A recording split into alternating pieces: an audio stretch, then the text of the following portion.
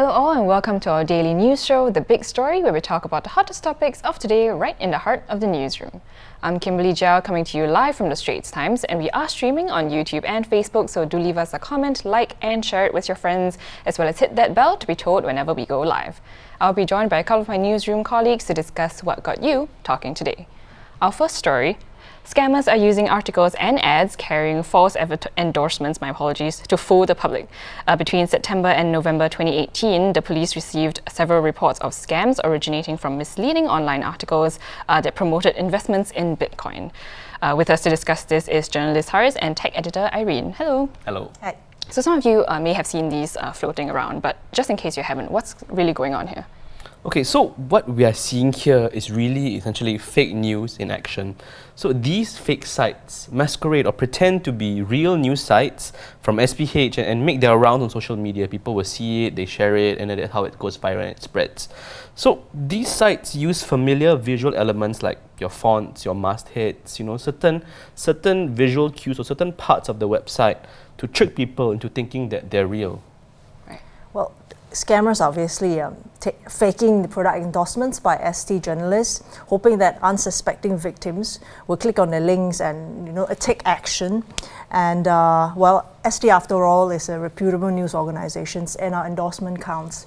So what happens when these users do click on these links? So several things can happen. I think one of the worst things that can happen if someone does click on these links is that it's a gateway where malicious software lurk. So by clicking on these links on these sites, right, you could be essentially opening the doors of your systems to spyware, letting hackers into your systems, and I think even more scarily perhaps letting them into the systems of your family or even your workplace. So if you look at SingHealth, which is Singapore's worst cyber attack that resulted in the stealing of the data of 1.5 million people, that was what happened. I mean, granted, it was a phishing link, so maybe it was a bit different, but it was similar in that someone clicked on the link, it led bad actors and hackers into the system, and then it was through that entry point that they could move around in the network. What Haris just described is known as drive-by download in tech speak.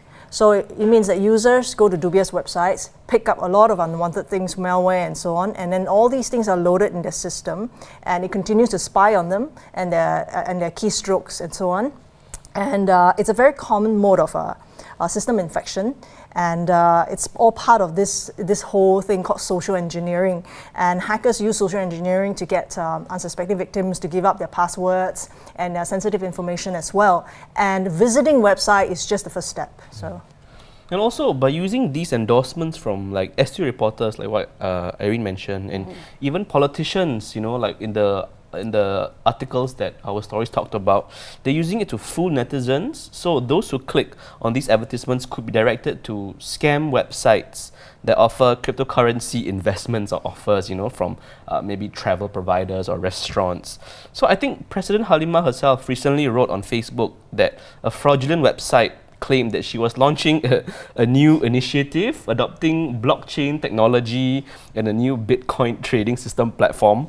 So I mean, this site, from what I saw, it encouraged the public to make deposits via credit card or bank transfer. So people who sign up for these scams give up their data, and they also give up their hard-earned money. So it is quite a source of concern, I think. Right, and I think, that for that one, it seems a bit more obvious President Halimah wouldn't do that. But for the rest that maybe on the fence, doesn't seem very clear, what are some telltale signs that a site is fake?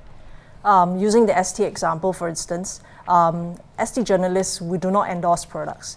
And if we do provide our opinions, they're clearly marked as such as they'll be marked as reviews or opinions, and never in a news article or in an objective way. We're supposed to be objective in news stories.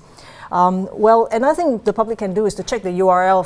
For instance, the fake sites, they clearly do not carry the straitstimes.com URL. That is one big giveaway already.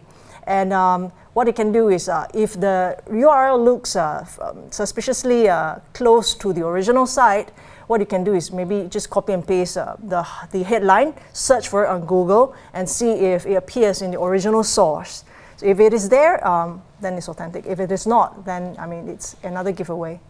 Yeah, and I mean, jumping off from what Irene also just mentioned, the elements of the site can be a sort of a giveaway too. So things like maybe the layout, the grammar that's used, the font that's used. I mean, granted, in the examples that were shared in the article that we published, some of these sites that we reported about did do their homework, I guess, in a sense. They did try to mimic some elements of ST, but from what I understand, not every bad actor or hacker is as hardworking. So I think looking out for giveaways like that would be very useful in trying to discern what's real and what's not lah. I see. Yeah. So what else can users do to sort of prevent themselves from getting scammed? I think like what Arvin mentioned, checking sources really go a long way. Simple thing like using Google to find out, is this really true? Often I think if something is too good to be true, then it really is. Or if it's too weird to be true, it probably is too. So it really is up to you lah, I guess, as the consumer or the consumer of the news to double check your sources and to find out what's real and what's not. Yeah. Ask your friends, ask your parents, ask your children, ask experts. Check first. Yeah, I think it's never. Well, it's always good to be cautious and to be skeptical of what you read online, knowing that anything, a dog can be a real person online, right? So. Yeah. I see. So always double check, and you will never be too cautious, we would say. Thanks for sharing more with us. If you'd like to read the full story, do head on to our website. That's www.straitstimes.com, not www.thestraitstimes.com, it's www.straitstimes.com. So our second story, our photographers from the Pictures Desk is going to have a project that's going to come out soon that covers not only the best and free spots to take photos of fireworks this NDP, but also how to get a great shot of those pyrotechnics. And with us to talk about this project today is going to be executive photojournalist Xiao Bin. Hello. Oh, hi. So, our first question, let's jump straight in. What are some of the best places to get a nice photo of those NDP fireworks? Okay, so fireworks, like for photographers, is always like a huge thing, and for everybody as well. It's colorful and everything. So, what's happening this year is that fireworks are usually happening for at least 5 minutes, and then there's going to be 2 areas this year that you can catch and watch photograph fireworks, Boat Quay and then Marina Bay area, and then they will be basically fired simultaneously at about like 8:14, 8:15 p.m. So what you want to do for a location is that you really want to find a place or a landmark that can give you context to the photo, because if you're just photographing fireworks, it's just colorful lines and it doesn't really mean anything. So also giving it context will give it like a time and place. So like you can take a look at basically some of these shots that my colleagues at the Picture Desk have shot over the past rehearsals. There's basically the Helix Bridge. There is Promontory, you can shoot at there. Some of the top spots include Malayan Park, where you can juxtapose against it with the Malayan. And so this year there happened to be river fireworks, and then you're looking at low-level fireworks at Boat Quay area. I see. So like these are like the 4 spots that my colleagues have shot at. I see. So our video team has also made a video showing the highlights of the fireworks show from the view of these multiple locations. Let's have a look.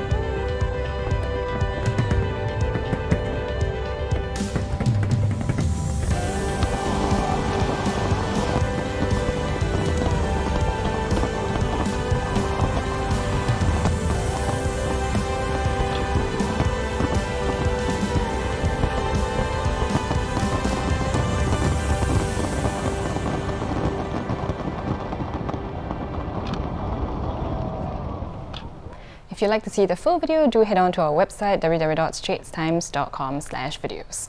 So how do you take a good photo of fireworks? Okay, so any photographer would tell you for fireworks shots, you need to get a tripod. When we have one right here. This is a small one, but you need a good solid one. So because fireworks, can I leave it here? Yes. Okay.